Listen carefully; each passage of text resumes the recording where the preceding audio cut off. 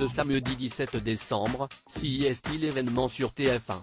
Une nouvelle Miss France s'apprête à être élue, un an après le sacre de Diane Lair et à l'issue d'une soirée qui s'annonce déjà mémorable.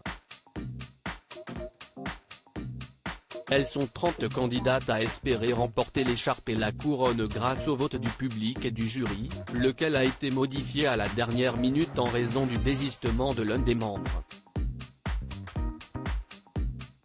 Mais en attendant de connaître le nom de la grande gagnante, ce qui est sûr CIST que les téléspectateurs retrouveront comme toujours Jean-Pierre Foucault à la présentation.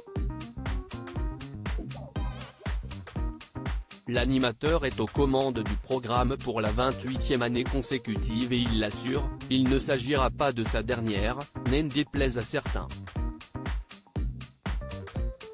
Pour l'instant, les seuls qui l'évoquent, son départ, note de la rédaction, ce sont les journalistes. Tous les ans, la première question CIST, est-ce que vous serez là encore cette année? Et l'année prochaine?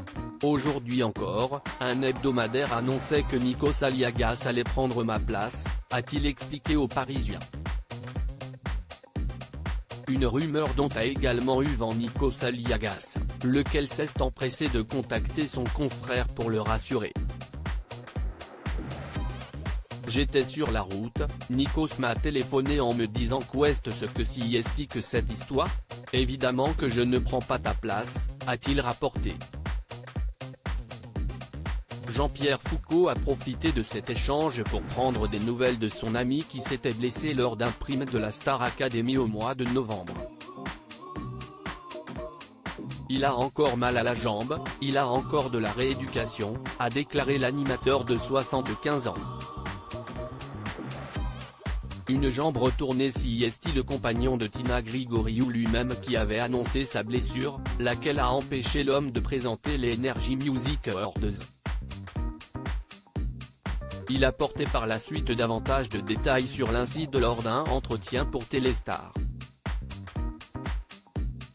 À la pub, ils ont éteint les lumières et j'ai cru que j'avançais sur du dur, mais je suis tombé et l'autre jambe s'est retournée, avait-il déclaré, précisant avoir une béquille. Le producteur de la Star AC, Mathieu Vergne, précisait de son côté que son animateur avait fait une chute des 1m40 et que selon le verdict des médecins, il y a des petites choses dans le pied, des petits cartilages qui sont un peu fêlés, mais il n'y a rien de sérieux. Le mari d'Ophélie Meunier expliquait tout de même que le processus allait être très long au niveau musculaire pour qu'il ne souffre plus.